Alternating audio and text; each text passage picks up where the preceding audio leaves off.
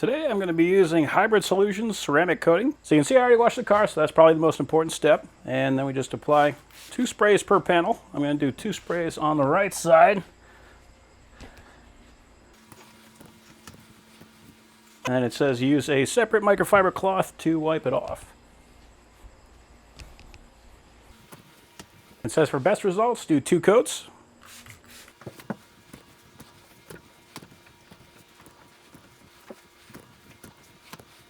There we go. And it says that should last a year. So this is funny. I actually set this down to take a picture of it. This is what happens. So right side, left side. That's crazy.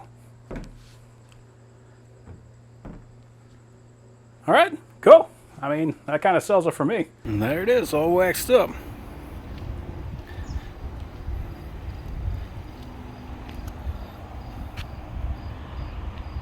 Pretty beautiful.